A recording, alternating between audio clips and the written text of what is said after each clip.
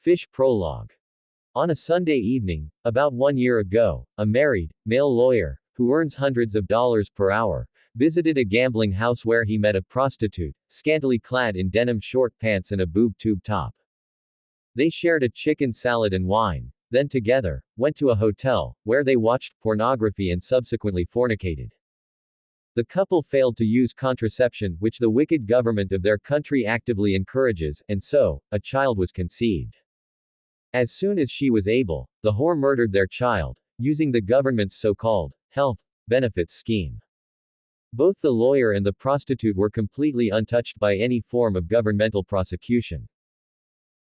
On the same day, a gentle monk sent an email to a high-ranking police officer, telling him the truth about this world, that is to say, explicating the unassailable fact that most all governments are objectively criminal, and the truth about the above activities, that gambling, prostitution, transvestism, immodest dress, pornography, adultery, fornication, illicit intoxication, and the unjustified killing of any living creature, whether it be human, non-human animal, or plant, are all abominable actions in the sight of God, as they contradict His perfect and pure law of love.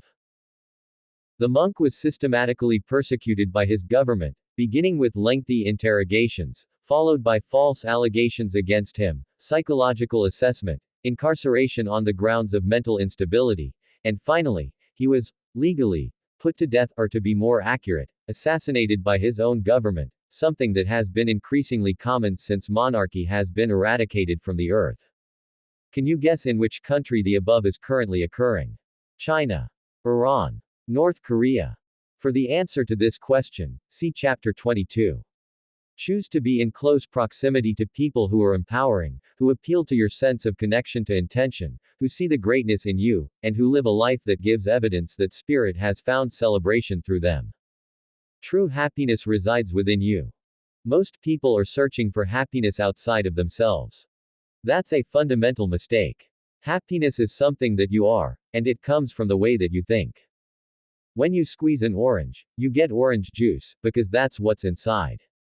Similarly, when someone squeezes you, puts pressure on you, what comes out is what's inside. And if you don't like what's inside, you can change it by changing your thoughts. Dr. Wayne Dyer, American psychologist and spiritual teacher.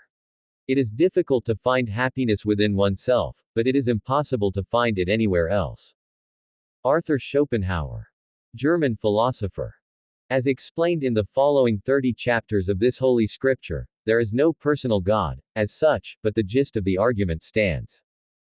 As also explained, every action that has ever occurred in this temporal, phenomenal universe, including every thought and deed enacted by each and every human being, was predetermined from all eternity. Therefore, the sins mentioned above are an equally valid manifestation of the same sole eternal reality, as are holy acts. Holiness and wickedness are two sides of the same coin, metaphorically speaking, of course.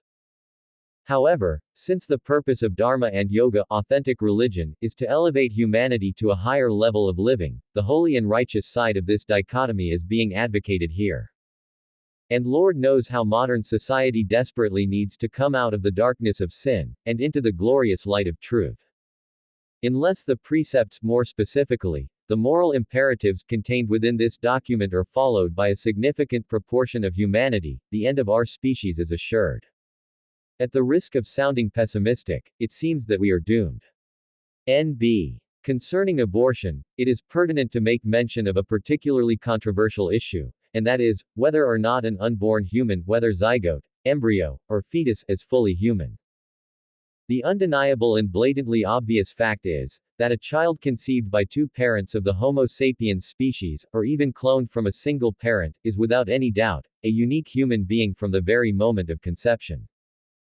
Those in favor of illegal abortion, i.e. killing of an unborn child for unlawful, illicit reasons, are quite adamant that it is perfectly fine to end the life of a preborn child, sometimes even a birthed child, believe it or not, due to it being underdeveloped, insentient, and/or unconscious.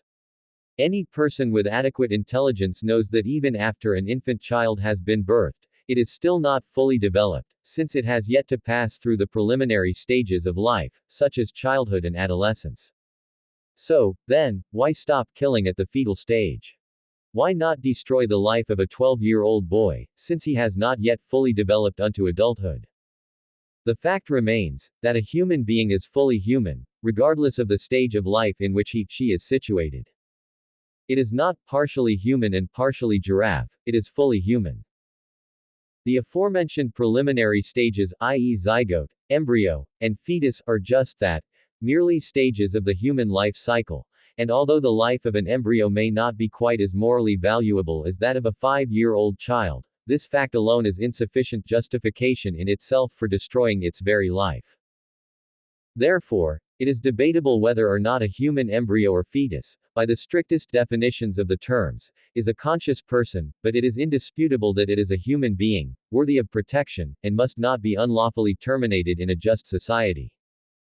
It is indeed fortuitous that the mothers of outstanding historic personalities such as Lords Krishna, Buddha, and Jesus decided to not murder their precious offspring.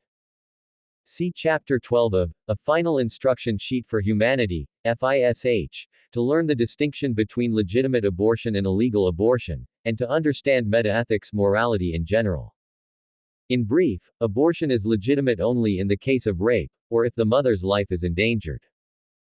Personally, I don't think that I could ever condone the abortion of a child, by a woman in my family, even if she was the victim of rape, because I could never perform the act of inserting my arm into the uterus of my mother, one of my wives or daughters, and manually extracting the embryo or fetus. And if I could not bring myself to perform such a despicable deed myself, I ought not pay a so-called doctor to execute the baby on my behalf.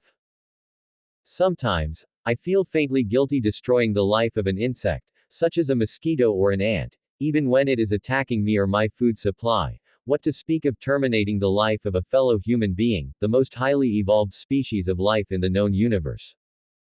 It would be far preferable for me to encourage my daughter, wife or mother to give birth to the child and then relinquish it to an adoptive family. P.S. It is rather important to refer to the glossary definitions of some of the terms used in the above paragraphs, particularly the words law, morality, consciousness, sentience, and person.